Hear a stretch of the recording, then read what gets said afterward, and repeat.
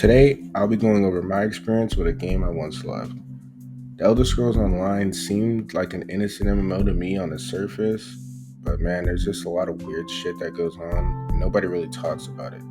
So if you're thinking about giving this game a chance, hopefully this video can inform you on what you could expect. I started playing ESO in 2016 and it really wasn't fucking with it, I'm gonna be real. I didn't start really getting into it until around the end of 2019 through 2020. See, there was kind of this global pandemic that made everyone stay inside for like a whole year. It has to come from the same virus to be in the same family. Viruses come in families. Stop touching niggas with your hands! Yeah, once it was said and done, I've spent an embarrassing amount of time playing this game. Whether you've heard of it or not, I'm sure you're interested if ESO is a good game. The short answer, yeah, the game's got dope combat, unique lore, beautiful scenery, and hours of content. And on top of that, it's still being updated to this day. The longer answer would be it depends on what you're expecting out of the MMO. I'm gonna sidetrack for a second, but back then there was this anime I started watching called Sword Art Online. And it was about these VRs that trapped a bunch of people in this MMO where if they died in the game, they died for real. Thinking back, the anime was kind of a mid-power fantasy where the main character gets super OP for no reason at all. Up until the second half where they went to that elf game and Kirito's cousin was trying to get over her feelings for her cousin by falling for an overpowered online friend who turned out to be her cousin. But we're not here to talk about that. What I'm talking about is the grade A world building of the first 12 episodes. The fantasy setting was dope and intriguing, from the dungeon crawling to the boss raids, or even just chilling at an inn with some homies. Then I asked myself, why isn't there a game like this in real life? That question eventually led me to The Elder Scrolls Online is an MMO published by Bethesda and developed by ZeniMax Online Studios, and it was released in 2014. That's important to anyone still waiting on Elder Scrolls 6 and is confused on why they're using so much resources on ESO. Elder Scrolls 6 is still not coming out anytime soon according to the time this video was released, but that's not directly because of ESO. Remember, different developers. Anyways, what's the game about? Well, ESO is an MMO, which means you'll start your character from level 0 and grind your way to better armor, weapons, and skills while traveling and immersing yourself in the land of Tamriel. And it's not just you. What do you mean by that? The world is filled with other players doing the exact same thing as you.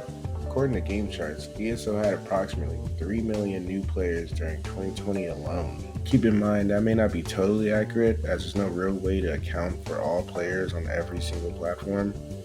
Could be less, could be more, but the player count is important because in ESO, you need to be social if you want to succeed.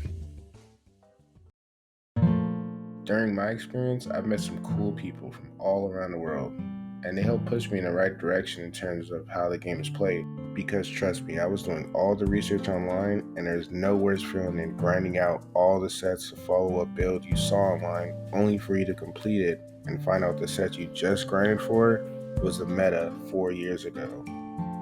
And now you're still dying in normal dungeons. But like everything in life where there are good people, there are also some weirdos on there as well. Which brings me to my next segment. Now what I do have to get across is I'm a PlayStation player. And one thing to note is ESO does not support crossplay. That means they have a completely different server for each platform, which also means the community for each platform will vary. Now, with that out of the way, something I learned quickly while playing is ESO is very diverse. Like I mentioned earlier, all types of people from around the world play it, but also there was a mix on the game of adults and minors. And I'm pretty sure you can get an idea of my problem with that. Geppettos were everywhere. Since there was a pandemic happening at the time, you'd see the same names and characters on every day, enough to be familiar with them. Man, I feel like every other week there'd be a dude getting exposed for talking to a minor inappropriately. Hell, the most vivid memory I've had on that subject was when a dude got caught being super weird to this underage chick in private PlayStation messages. Then when he got caught and called out, he tried to fake his voice and sound like a girl and said that his brother was the one on his account sending those messages. And he did this all in the middle of town. I'll put a clip up if I can find it. Facebook. I'm gonna need Drop a you. picture I'm of gonna you need and you your to hop brother. on mic, bro. I'm gonna need you to hop on mic, bro. Confirm for me right now, please. What's going on? Okay, that was my brother, not What? me. My brother was on my account. You don't feel comfortable telling all these men's? Yeah, but that was my brother, You don't want to not me. you don't want to tell these men's here?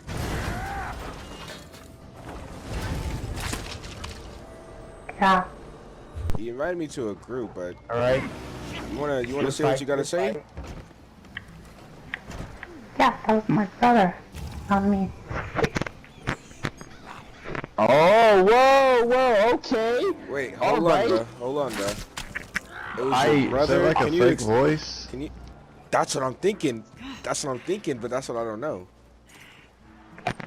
It's a girl? That's Question what mark? it's saying. It's saying that it was his brother, but can you explain the situation? Like, what did he do? Why was he on your account?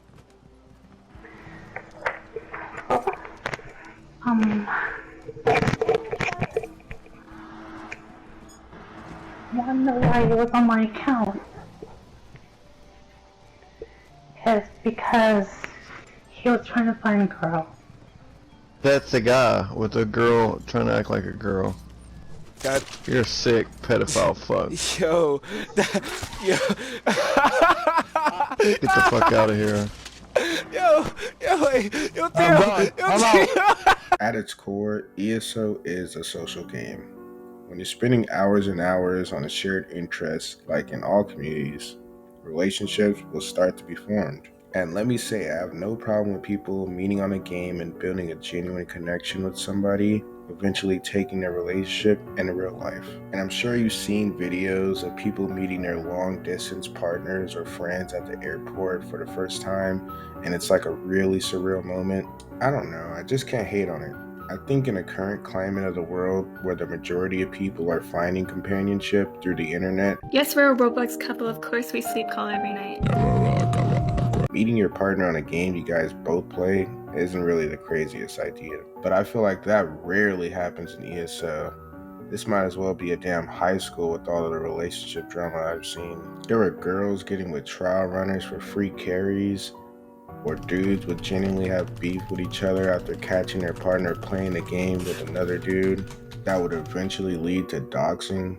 Man, I spoke to a guy that said he really only hops on anymore to talk to girls and collect their nudes. Brother, I need you to go outside and search for the meaning of life.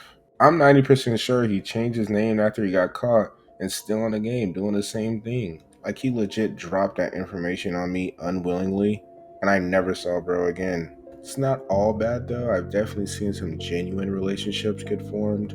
There was a couple that I ran trials with that met on the game and had been living together for years at that point, and I remember they got married. And due to them both not having family, they hosted a wedding in ESO that I got invited to. Now, I was new to the trial team and remember visibly cringing when I heard about it, but just hanging out with them and listening during that night, I realized these are people that went through some of the worst things you can imagine in real life. And through it all, they not only found someone to build a happy life with, but they also found a group of people they can trust. Sure, it was a little unconventional, but it was wholesome. It's community. I really enjoyed playing with those guys. And if you're watching, I hope y'all are continuing to stay blessed. Now, I mentioned earlier, my goal, while a bit naive, was to grind and be one of them ones. I was putting in the time, clocking in and out, but it got to a point where I started to question, why does everything in this game take forever to level? No, I'm serious. At least back when I was playing, the answer to most of my problems was simply not being a high enough level, and people were not shy at all to let me know. Now, I'm not gonna knock anyone who puts hours in the games. Hell, it's where most of my free time goes. But man, some of these dudes had egos you wouldn't believe. It just got weird to be shamed and flamed for essentially not spending as much time on the game as others. But eventually I caved and started putting the time into leveling, and for once, I actually started to improve.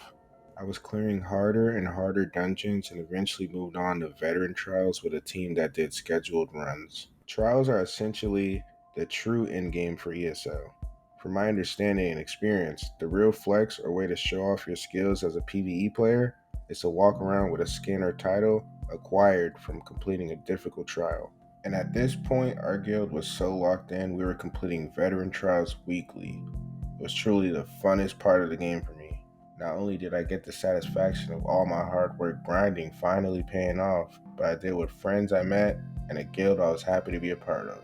But even then, the egos of people still got the best of them. See, as skins were the real way to flex, a lot of people with less time or skill would basically hire different guilds to carry them for a skin. This is typically looked at negatively because you technically didn't earn the skin yourself. People would pay a certain amount of gold to sit at the beginning of the trial, and the other 11 people would finish it regularly, ultimately getting the achievement for the person they carried. And then they split the profit 11 ways. The problem I was having was no matter how hard you grind, there will always be people who accuse you of being carried. Now that put me in a weird position to try and validate my skills to complete strangers and really had me thinking, okay, what are we really doing here? That's basically when I decided to step back.